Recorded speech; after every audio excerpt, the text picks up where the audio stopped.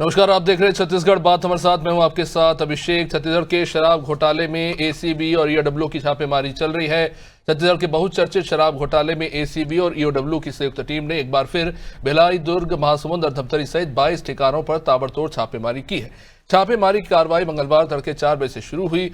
जिस शराब घोटाले में कार्रवाई हुई है वो साल 2019 से 22 के बीच की बताई जा रही है। अब इस दौरान सरकारी शराब दुकानों से अवैध शराब डुप्लीकेट होलोग्राम लगाकर बेची गई। इससे शासन को करोड़ों के राजस्व का नुकसान हुआ। 2023 में भाजपा सरकार के आते ही शराब घोटाले की जांच शुरू हुई थी। ईडी ने अपनी जांच में ये पाया है कि तत्कालीन बघेल सरकार के कार्यकाल में आईएएस अफसर अनिल टुटेजा, आबकारी विभाग के एमडी एपी त्रिपाठी और कारोबारी अनवर डेवर के सिंडिकेट के जरिए घोटाले को अंजाम दिया गया। पूर्व मंत्री और मौजूदा विधायक कवासी लखमा सिंडिकेट के अहम हिस्सा बताए जा रहे हैं। लखमा के निर्देश पर ही सिंडिकेट काम करता था, ऐसा आरोप है। सिंडिकेट ने शराब नीति बदलने में महत्वपूर्ण भूमिका निभाई है, जिससे छत्तीसगढ़ में FL10 लाइसेंस की शुरुआत हुई। ईडी का दावा है कि लखमा को आबकारी विभाग में हो रही गड़बड़ियों की जानकारी थी, लेकिन उन्होंने इसे रोकने के लिए कुछ नहीं किया। अब जैसे जैसे जांच आगे बढ़ रही है और 2100 करोड़ रुपए के तथाकथित घोटाले की परतें खुलने लगी है, तो सियासत भी हो रही है। कांग्रेस ने इसे विपक्ष को तंग करने का हथकंडा बता दिया। वही भाजपा इसे भ्रष्टाचार पर जीरो टॉलरेंस की नीति कह रही है। क्या भ्रष्टाचार पर जीरो टॉलरेंस की नीति सत्ता पक्ष के लिए भी अपनाई जा रही है और कांग्रेस को जांच पर आपत्ति क्यों है? आज चर्चा इन्हीं सवालों पर होगी। उससे पहले कुछ प्रतिक्रियाओं पर एक नजर।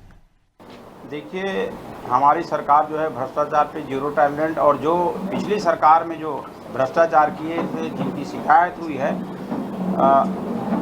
शासन जो है अपने नियमानुसार उस पर कार्रवाई कर रही है। जितने लोग भी इसमें घेरे में आएंगे या दोषी पाए जाएंगे, आप PSC घोटाला का भी देख रहे हैं, शराब घोटाला का भी देख रहे हैं, बहुत से उनके कार्यकाल में हुए हैं और एजेंसी जो है इनकी निष्पक्षता पूर्वक इसकी जांच कर रही है। शराब घोटाला कोई नया मामला है क्या? ईडी, CBI, EOW, ACB जांच तो कर ही रही है और उम्मीद है और आगे भी करेगी। ये कोई नया मामला है नहीं। लेकिन कितना पैसा मिला ये तो जरा बता दे। 21,100 करोड़ का घोटाला बता रही है, अभी तक कितना पैसा जब्त की है?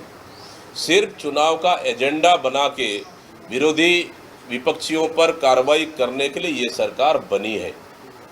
इसलिए महादेव सट्टा ऐप पे क्या हुआ उसको छत्तीसगढ़ दुनिया देख रही है। कोल माइंस पे क्या हुआ दुनिया देख रही है। हम लोग को 25 रुपये टन का आरोप लगा, ये लोग तो 50 रुपये टन का आरोप, तो 50 रुपये टन ले रहे। और तो और कोयले की दलाली में इतने मशगूल हैं कि हत्या तक कर दे रहे हैं। ये दिन भी देखने को मिल रहा है इस सरकार में। इसलिए ये सिर्फ दिखावे का कार्रवाई है और पूरे छत्तीसगढ़ के खनिज संसाधनों को लूटने का काम तो भारतीय जनता पार्टी की सरकार कर रही है। चलिए, कोई शराब की जो है टैक्स चोरी का आरोप लगा रहा है, कोई खनिज लूटने का आरोप लगा रहा है। छत्तीसगढ़ में आखिर हो क्या रहा है, इसी पर जवाब लेंगे। गोपाल सामंत तो हमारे पास बीजेपी से जुड़ रहे हैं, श्रुति शुक्ला हमारे साथ कांग्रेस से और गंगेश द्विवेदी वरिष्ठ पत्रकार।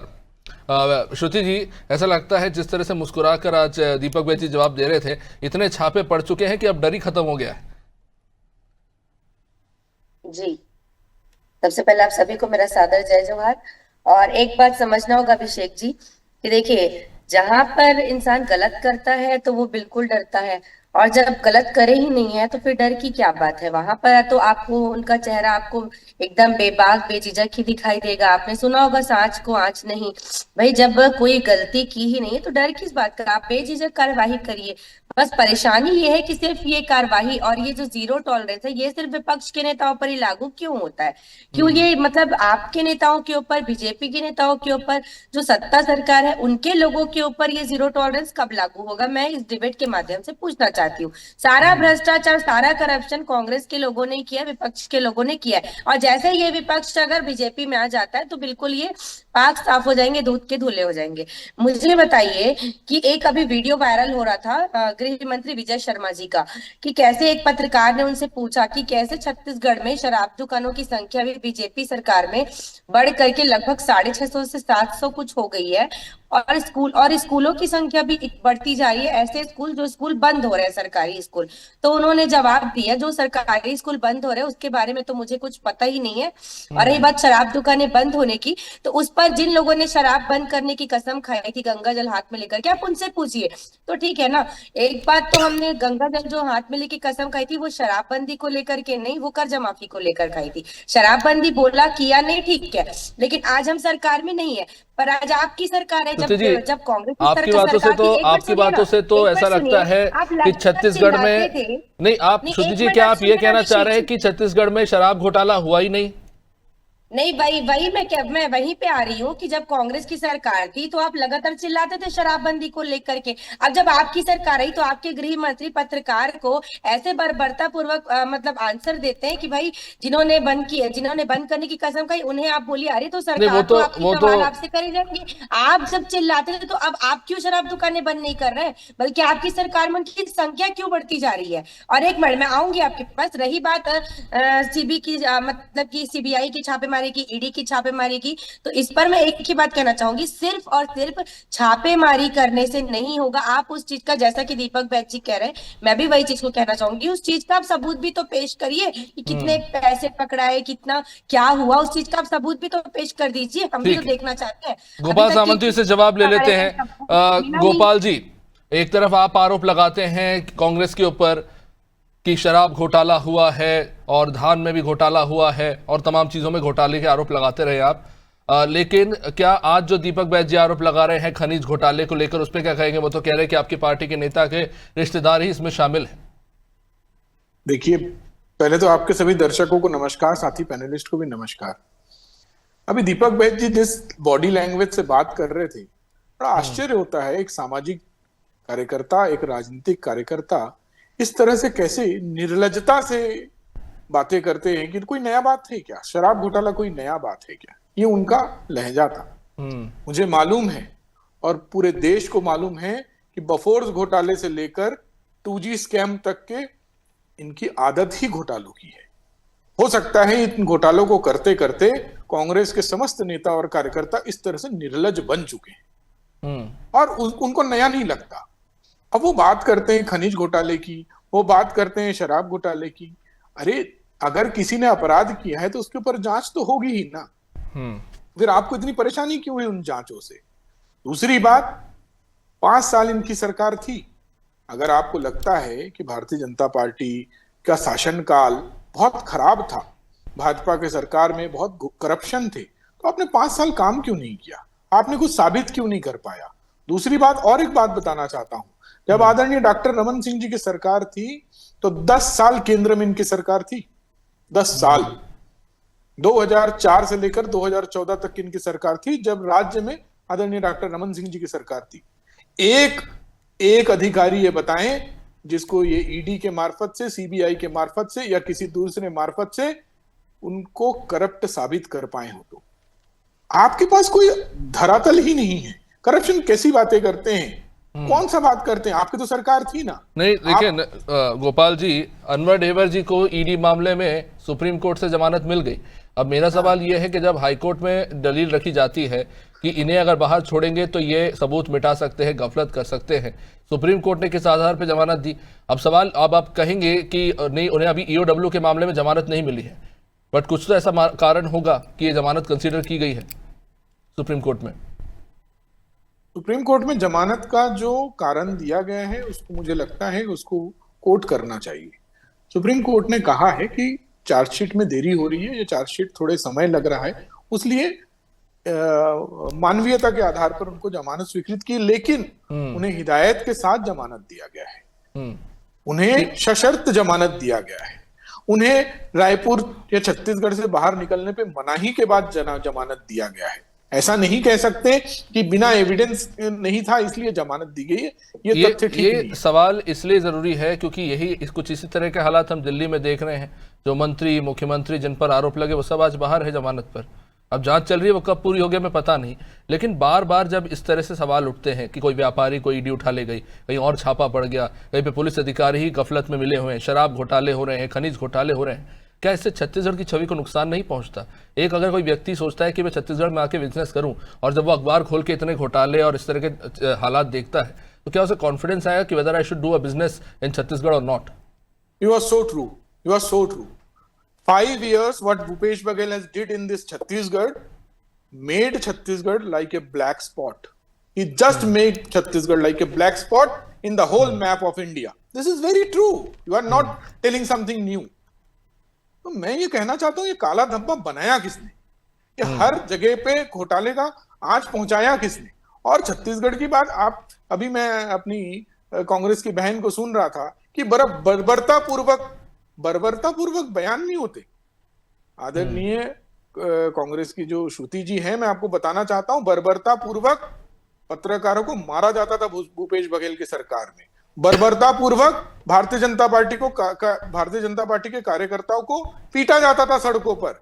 बर्बरता पूर्वक बस्तर में चिन्हित करके भारतीय जनता पार्टी के कार्यकर्ताओं को नक्सली घटनाओं में मरवाया जाता था। जी, इस पे जवाब लेंगे।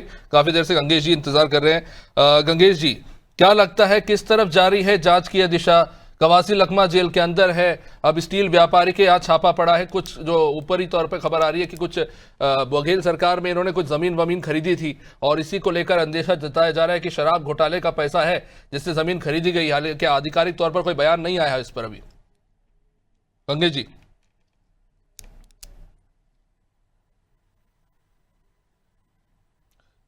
चलिए, लगता है कनेक्शन का कोई इशू आ रहा है। गंगेश जी के पास लौटेंगे जरूर। श्रुति जी, कांग्रेस भले ही कॉन्फिडेंस दिखाए जो भी हो, लेकिन मैं बताना चाहूंगा कुछ हफ्ते पहले ही दैनिक भास्कर में रिपोर्ट छपी थी।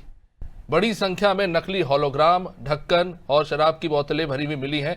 नकली होलोग्राम था, यानी इसका मतलब यह है कि अभी भी कुछ लोग ऐसा कर रहे हैं, गलत तरीके से जो है बिजनेस चला रहे हैं। किसी प्रेस में गलत तरीके से होलोग्राम नकली छापे जा रहे हैं और ऐसे में अब आप कॉन्फिडेंस से बोलते हैं कि नहीं ऐसा कुछ हुआ ही नहीं, ऐसा कुछ हुआ ही नहीं, तो इस पे हम कैसे विश्वास कर ले?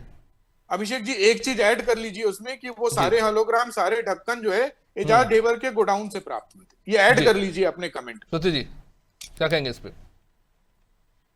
जी, देखिए अभिषेक जी, आपने बहुत सही बात कही है। मैं अभी इस पर ही आने वाली थी। सबसे पहली बात, ये जो नकली शराब बेचने की और ये नकली होलोग्राम लगा करके शराब बेचने की, और जिस जगह पर ये काम जो चल रहा था वो लगभग उसी क्षेत्र के 25 किलोमीटर से मैं बिलोंग करती हूँ। और जहां तक कि मैं आपको बता दूं, लगभग यहीं के इसी हमारे डोंगरगांव विधानसभा के राजनांदगांव जिले के आधे से ज्यादा भारतीय जनता पार्टी के नेता इस चीज में इस चीज में इन्वॉल्व थे। मैं खुल करके सार्वजनिक तौर पे ऐसे किसी का नाम भी नहीं ले सकती, लेकिन वो नेता स्वयं भी अगर इस डिबेट को देख रहे होंगे तो वो जानते होंगे। ये लोग लगातार शराब घोटाले को लेकर के मामला उठाते हैं, ठीक है, परेशानी नहीं है, ठीक है, विपक्ष में अगर कुछ गलत हुआ है तो आप सरकार में आप मामला उठाइए, लेकिन जब आपकी वर्तमान में सरकार है तो ये जीरो टॉलरेंस में वही पूछना चाहती हूँ, आपके नेताओं के ऊपर कब तक लागू होगा अभिषेक जी? आपके जो हमारे यहाँ पे स्थानीय स्तर पे जो आपके नेता हैं, ये सिर्फ और सिर्फ पैसे कमाने के चक्कर में इतनी गिरी हुई हरकतों पर गिराए हैं कि शराब को नकली होलोग्राम में उसका सिंबॉलिक करके उसको बेचा जा रहा है, नकली शराब बनाया जा रहा है। और इस क्षेत्र में अभी लगभग कल तक तो कांग्रेस ऐसे बिहेव कर रही थी कि इस तरह का घोटाला छत्तीसगढ़ में संभव ही नहीं है। फिर कवासी लखमा जी पर आज आई तो उन्होंने कह दिया कि नहीं हो सकता है कि जो अधिकारी है उन्होंने घोटाला किया हो, मैं तो पढ़ नहीं सकता, हो सकता है घोटाला हो, इस तरह के। खैर, मैं आऊंगा आपके पास। गंगेश जी हमारे साथ जुड़ चुके हैं। गंगेश जी, देखिए, बार बार छापे पड़ जरूर रहे हैं, कवासी लखमा जेल के अंदर है, अब व्यापारियों के ऊपर छापे डाले जा रहे हैं। क्या लगता है, क्या अंदेशा, क्या किस तरफ जा रहा है ये पूरा केस? क्योंकि लगातार सवाल उठ रहा है विपक्ष की तरफ से कि बदले की कार्रवाई है। वही बीजेपी का कहना है कि कानून के नियमों के तहत ये कार्रवाई हो रही है और जल्द नतीजे मिलेंगे। आप क्या सोचते हैं? नहीं, देखिए, इस पे कार्रवाई तो कांग्रेस सरकार रहते ही शुरू हो गई थी उस समय। हालांकि सीबीआई और ईओडब्ल्यू ने नहीं शुरू किया था, केंद्र की एजेंसी ने, सीबीआई और ईडी ने शुरू किया था। अभी उसी पे आगे कार्रवाई चालू हो रही है और जिन लोगों को के ऊपर डाउट है, और उस समय इसमें कोई दो मत नहीं कि घोटाला नहीं हुआ, ऐसा है नहीं, घोटाला तो हुआ है। और 2000 करोड़ का तो रिकॉर्ड ईडी ने निकाला था उस समय घोटाले का, और उसने सबूत भी पेश किए कोर्ट में। और मुझे लगता है उसी को लेकर आगे कार्रवाई करने की बात चल रही है, उसी पे आगे सबूत जुटाना, लोगों से बयान दर्ज करना, और जो इसमें लोग शामिल थे उनको इसमें उनकी गिरफ्तारी और या उनसे पूछताछ ये सब की कार्रवाई शुरू हो रही थी, इसमें कोई गलत तो है नहीं, नियम के अनुसार ही कार्रवाई हो रही है। हाँ, लेकिन ये बात जरूर है कि जैसा भी आरोप लग रहा है, विपक्ष आरोप लगा रहा है कि जीरो टॉलरेंस वाली जो बात है, तो जीरो टॉलरेंस खाली विपक्ष के लिए है, सत्ता पक्ष के लिए नहीं है। ये भी सही बात है, क्योंकि अभी लगातार देखिए अभी 1.25 साल की सरकार नहीं हुई है और कई घोटाले उजागर होने शुरू हो गए हैं। यहाँ पे दवा में बड़े बड़े घोटाले हो गए हैं, जिनको लगातार कई अखबारों में प्रकाशित होनी शुरू हो गई रिपोर्ट। और इसी तरह से कई जैसे शराब को लेकर भी, जैसे मैं बता रहा, शराब को लेकर सरकार ने इतना बड़ा टारगेट किया है, शराब की दुकानों की संख्या बढ़ाना शुरू कर दी है। ये सब क्या है? क्या शराब के नशे में डुबो देना चाह रही है पूरे छत्तीसगढ़ को? 13,000 करोड़ का टारगेट ले लिया सरकार ने, 13,000 करोड़ रुपए कमाएंगे। इससे पहले 6,000 करोड़ रुपए का ही टारगेट होता था, उसको बढ़ा के 13,000 करोड़ का टारगेट करना, यानी पूरे प्रदेश को शराब के नशे में डुबोने की प्लानिंग है एक तरह से। तो ये जीरो टॉलरेंस अपने लिए भी लागू करे। शराब एक मात्र विकल्प थोड़ी है आपके बजट के लिए, आपके बजट का बहुत बड़ा हिस्सा नहीं है वो, मुश्किल से 1 या 2% की राशि ही उससे आती है बजट की। तो इसको लेकर सरकार को भी सोचना चाहिए कि जो जीरो टॉलरेंस की बात हो रही है, तो वो सत्ता पक्ष के लिए भी हो, सत्ता पक्ष की तरफ भी कार्रवाई हो, और तब जाके विपक्ष आरोप लगाना कम करेगा। और जो कार्रवाई शराब को लेकर हो रही है, आज जिस तरह से दीपक बैज घोटाले गिना रहे थे कि जिनको पैसे देने थे दिए नहीं गए, फिर रेत का घोटाला हो गया, खनिज संसाधनों के घोटाले पर उन्होंने आरोप लगा दिए, तमाम तरह के आरोप लग रहे हैं, फिर भारतमाला की उन्होंने बात कर दी। सवाल ये है कि जिस कसावट का दावा राज्य सरकार कर रही है, क्या वो जमीन पर है वाकई में? सिर्फ शराब की बात नहीं है, तमाम मुद्दे भी उसमें शामिल हो जाते हैं। अभी भी कुछ दिनों पहले की बात है, पता चला था कि मध्य प्रदेश से जो छत्तीसगढ़ में शराब की तस्करी की गई, वो बड़ी खेप हालांकि पकड़ा गई, वो पुलिस की एक सफलता जरूर थी जी। तो ये सवाल खड़े करते हैं कि वो कॉन्क्रीट आपका वर्कफोर्स नीचे वैसे काम हो रहा है कि नहीं, वो इम्प्लीमेंटेशन है कि नहीं? निश्चित तौर पर जी। और मेरा कहना यह है कि आपने जब एक कार्रवाई शुरू की है, तो आपका भी फर्ज बनता है कि छत्तीसगढ़ खनिज संपदा से भरपूर प्रदेश है, हर तरह के संसाधन यहाँ मौजूद हैं। तो केवल घोटाले करने से केवल क्या संपदा मतलब समृद्धि आएगी क्या? ये समृद्धि निजी समृद्धि लाने का प्रयास है, ये कोई प्रदेश को समृद्ध करने का प्रयास नहीं है।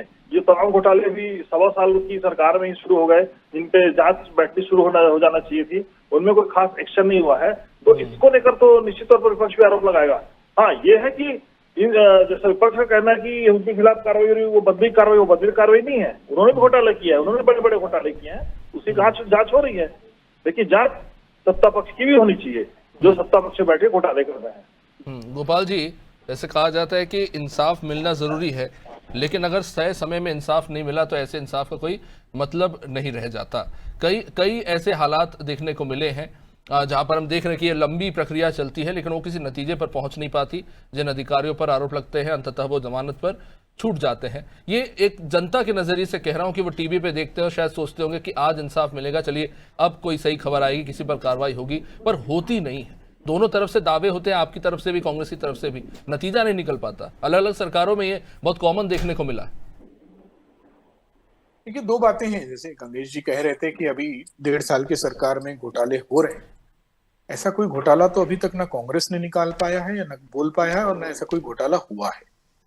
जो किसी भी जगह पे अगर कोई लैकिंग मिली है, कोई कमजोरी मिली है, तो सरकार ने तुरंत उस पर एक्शन लिया है।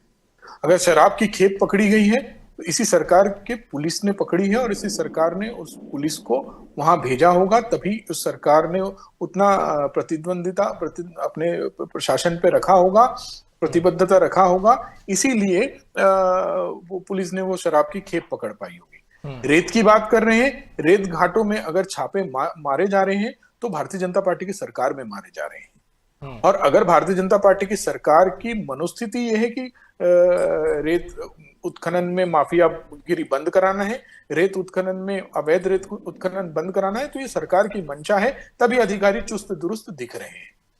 कोयले की बात करते हैं, कोयले में भी जो एक सिंडिकेट बना हुआ था, जो इनके सरकार में एक इनके नेताओं का सिंडिकेट बना हुआ था, वो सिंडिकेट आज काम करते नजर नहीं आ रही है, क्योंकि उसमें से 75% या तो जेल में है और 25% जो है उसमें से 10-15% फरार है। और 10-1% लोग होंगे जो अपने घर में शांति से बैठे हुए। वैसे अब समय इजाजत नहीं देता इस चर्चा को आगे बढ़ाने का, पर आपको जरूर एक चीज बताना चाहूंगा। दंतेवाड़ा सुकमा से कुछ खबरें आ रही है कि वहां से जो है इलीगल माइनिंग परिवहन किया जा रहा है अवैध तरीके से लाल मिट्टी को। इस तरह की वहां से शिकायतें ये कर रहे हैं कि ये बाहरी राज्यों से लोग आके वहां पर अपना धंधा जमाने की कोशिश कर रहे हैं। आप उस पर जरूर नजर डालिएगा। खैर, बहुत बहुत शुक्रिया सभी मेहमानों का इस चर्चा में जुड़ने के लिए। तो छापों को लेकर सियासत जरूर हो रही है, लेकिन जाहिर है आप और हम दोनों ही इंतजार कर रहे हैं कि आखिर ये जो छापे हैं ये अपने नतीजों पर कब पहुंचते हैं। देखते रहिए नाज़िर टीवी। नमस्कार।